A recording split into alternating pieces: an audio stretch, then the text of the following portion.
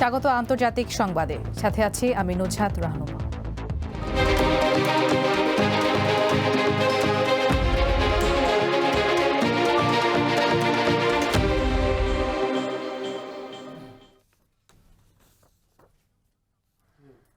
Norway, Sweden ও ফিনল্যান্ডে শক্তিশালী তুষারঝড় জোহানেসের তাণ্ডব চলছে। এর মধ্যে সুইডেনে ৩ জনের প্রাণ গেছে। ঝড়ের কারণে বিদ্যুৎ সরবরাহ ব্যবস্থা বিপর্যস্ত হয়ে পড়েছে। তীব্র শীতের মধ্যে ৩ দেশের লাখ লাখ বাড়িঘর বিদ্যুৎবিহীন অবস্থায় রয়েছে। শুধু সুইডেনেই ৪০,০০০-এর বেশি বাড়ি বিদ্যুৎ বিচ্ছিন্ন অবস্থায় আছে। তুষারঝড়ের কারণে গত শুক্রবার থেকে ৩ দেশের শত শত ফ্লাইট, ট্রেন ও ফেরি চলাচল বাতিল করতে বাধ্য হয়েছে কর্তৃপক্ষ। সবচেয়ে বেশি ক্ষয়ক্ষতি হয়েছে নরওয়ের উত্তরাঞ্চলীয় প্রদেশ নর্ডল্যান্ডের বিভিন্ন জেলা। ঝড়ের কারণে এসব জেলায় ২ শতাধিক দুর্ঘটনা ঘটেছে এবং প্রায় ২৩,০০০ বাড়িঘর বিদ্যুৎবিহীন অবস্থায় রয়েছে।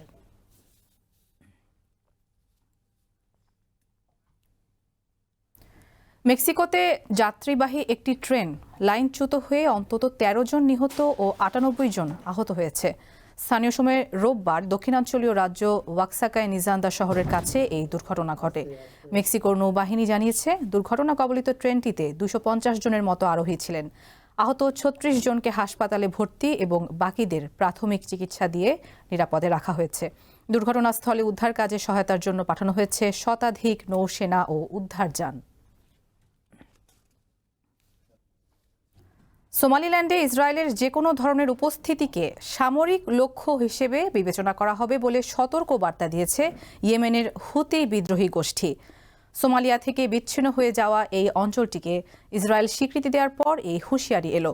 রোববার গণমাধ্যমে প্রকাশিত এক বিবৃতিতে বিদ্রোহী গোষ্ঠীর নেতা আবদেল মালিক আল হুতি বলেন, সোমালিল্যান্ডে যে কোনো ইসরায়েলি উপস্থিতিকে হুতি বাহিনীর জন্য সামরিক লক্ষ্য হিসেবে গণ্য করা হবে, কারণ এটি সোমালিয়া ও ইয়েমেনের বিরুদ্ধে আগ্রাসন এবং পুরো অঞ্চলের নিরাপত্তার জন্য হুমকি।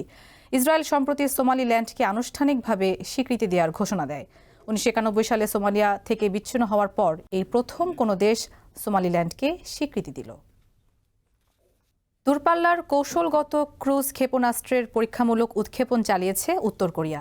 দেশটির প্রেসিডেন্ট কিম জং উনের তদারকি করেছেন। এ সময় তিনি পারমাণবিক যুদ্ধ ক্ষমতার সীমাহীন ও টেকসই উন্নয়নে গুরুত্ব আরোপ করেন। কোরিয়ান সেন্ট্রাল নিউজ এজেন্সি জানায়, স্থানীয় সময় রোববার এই ক্রুজ ক্ষেপণাস্ত্রের উৎক্ষেপণ চালানো হয়। ক্ষেপণাস্ত্রগুলো কোরীয় উপদ্বীপের পশ্চিমে সমুদ্রের উপর নির্ধারিত পথে উড়ে লক্ষ্যবস্তুতে আঘাত হানার পর সন্তোষ প্রকাশ করেন কিম। দক্ষিণ কোরিয়ার রাষ্ট্রীয় সংবাদ সংস্থা ইয়োনহাব জানায়, দেশটির সামরিক বাহিনী রোববার সকালে পিয়ংইয়ংয়ের কাছে সুনান এলাকা থেকে একাধিক ক্ষেপণাস্ত্র উৎক্ষেপণ শনাক্ত করেছে। তাইওয়ানের চারপাশে স্থলবাহিনী, নৌবাহিনী, বিমান বাহিনী ও রকেট ইউনিট মোতায়েন করে বড় ধরনের সামরিক মহড়া চালাচ্ছে চীন।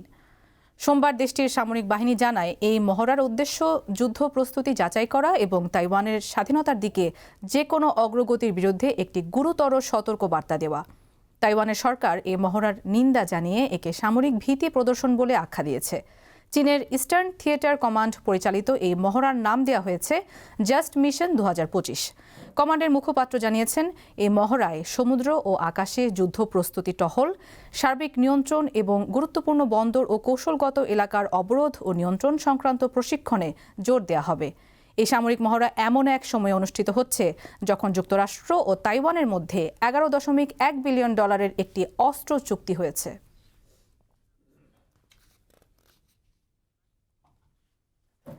বিশ্ব রাজনীতির ইতিহাসে একটি উত্তাল ও সংঘাতময় বছর হিসেবে চিহ্নিত হয়ে থাকবে ২০২৫ সাল। এ বছরটি একদিকে যেমন পুরনো যুদ্ধের ভয়াবহতা দেখেছে, অন্যদিকে নতুন নতুন ভূ রাজনৈতিক সমীকরণ এবং সরাসরি সামরিক সংঘাতের সাক্ষী হয়েছে।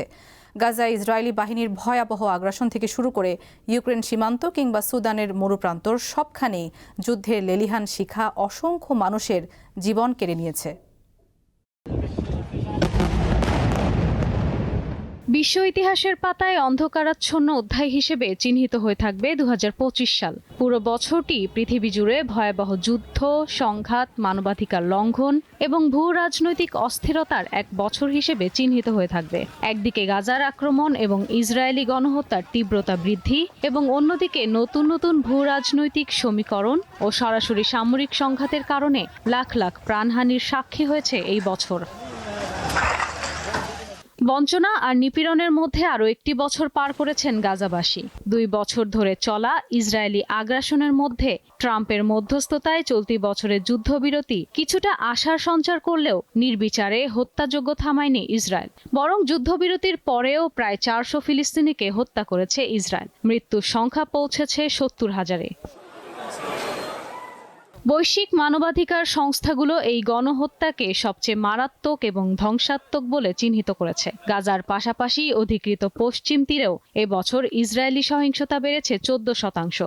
চলতি বছরের ফেব্রুয়ারির পর নভেম্বরে সবচেয়ে বেশি মৃত্যু দেখেছে পশ্চিম তীরবাসী। যুদ্ধের দামামা বেড়েছে ইউরোপেও। 3 বছর আগে শুরু হওয়া রাশিয়া ইউক্রেন যুদ্ধ একটি দীর্ঘস্থায়ী যুদ্ধে পরিণত হয়েছে, যা দ্বিতীয় বিশ্বযুদ্ধের পর ইউরোপের বৃহত্তম সামরিক সংঘাত। বর্তমান বাস্তবতায় ইউক্রেন আত্মসমর্পণে রাজি নয়, আর রাশিয়াও জানে না কিভাবে জিততে হবে। মানবাধিকার সংস্থাগুলোর তথ্য মতে চলতি বছর উভয় পক্ষের সৈন্য ও বেসামরিক নাগরিক সহ প্রায় 78,000 মানুষ নিহত হয়েছে, যা বর্তমানে বিশ্বের সব সংঘাতের মধ্যে সর্বোচ্চ প্রাণহানি। মধ্যপ্রাচ্যে ইরান ও ইসরায়েলের মধ্যকার তথাকথিত ছায়াযুদ্ধ এবছর সরাসরি সংঘাতে রূপ নিয়েছিল। 12 দিনের বিধ্বংসী সংঘাতে 2 দেশই একে অপরের মূল ভূখণ্ডে ক্ষেপণাস্ত্র হামলা চালিয়েছে। মিডনাইট হ্যামার নামক এক অভিযানের মাধ্যমে এই যুদ্ধে সরাসরি যোগ দেয় যুক্তরাষ্ট্র। মার্কিন বাহিনী বাংকার বাস্টার বোমা এবং টমাহক ক্ষেপণাস্ত্র দিয়ে ইরানের পারমাণবিক স্থাপনায় হামলা চালালে পুরো অঞ্চলটি পারমাণবিক যুদ্ধের দ্বারপ্রান্তে চলে যায়। গত বছরের শেষে বাশার আল আসাদের পতনের পর সিরিয়ার সামরিক বলয়কে দুর্বল এবং তুরস্কের ক্রমবর্ধমান প্রভাবকে প্রতিহত করতে ফেব্রুয়ারি ও মার্চ জুড়ে সিরীয় ভূখণ্ডে অভিযান শুরু করে ইসরায়েল। ধ্বংস করে দেয়া হয় সিরিয়ার সামরিক অনেক স্থাপনা।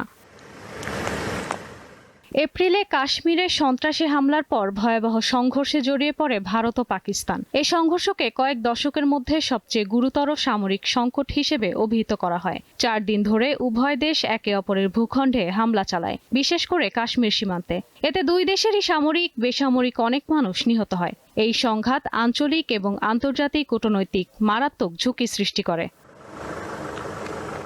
দীর্ঘদিনের বিবাদ নিয়েই চলতি বছরের জুলাই মাসের শেষে সংঘাতে জড়িয়ে পড়ে থাইল্যান্ড ও কম্বোডীয় সেনাবাহিনী। 5 দিনের সেই সংঘাতে নিহত হয়েছিল 2 দেশের 48 জন নাগরিক। তখন যুদ্ধবিরতি হলেও ডিসেম্বরে পুনরায় সীমান্ত সংঘাতে জড়ায় দেশ দুটি। তবে কয়েক সপ্তাহ ধরে চলা তীব্র সীমান্ত সংঘাতের অবসান ঘটিয়ে দ্বিতীয় দফা যুদ্ধবিরতি স্বাক্ষর করেছে তারা। আফ্রিকার দেশ সুদান এবছর পৃথিবীর বৃহত্তম মানবিক সংকটে সাক্ষী হয়েছে। দেশটির সামরিক বাহিনী এবং আধা সামরিক RSF এর মধ্যকার ক্ষমতার লড়াইয়ে 1.5 লাখ মানুষ নিহত এবং প্রায় 1.20 লাখ মানুষ বাস্তুচ্যুত হয়েছে। অক্টোবরে জাতিসংঘ সুদানে গৃহযুদ্ধকে বিশ্বের সবচেয়ে বড় মানবিক সংকট হিসেবে ঘোষণা করেছে। মিয়ানমারের গৃহযুদ্ধ এবং হাইতির গ্যাং সহিংসতা দেশগুলোকে ধ্বংসের কিনারে নিয়ে গেছে। বছরের শেষ দিকে ভেনেজুয়েলার বিরুদ্ধে ট্রাম্প প্রশাসনের যুদ্ধ জাহাজ পাঠানোর সিদ্ধান্ত লাতিন আমেরিকায় নতুন উত্তাপ ছড়িয়েছে। সব মিলিয়ে 2025 সাল ছিল কূটনীতির চরম ব্যর্থতা এবং সামরিক শক্তির আস্ফালনের এক বছর, যার ক্ষত মুছতে বিশ্বকে হয়তো আরও কয়েক দশক অপেক্ষা করতে হবে। ইশরাত সুমা, দীপ্ত বার্তা কক্ষ। দর্শক, এর সাথে শেষ করছি দীপ্ত আন্তর্জাতিক সংবাদ। এরপর বিকেল 5টায় দীপ্ত জেলা সংবাদ দেখার আমন্ত্রণ। ধন্যবাদ সবাই।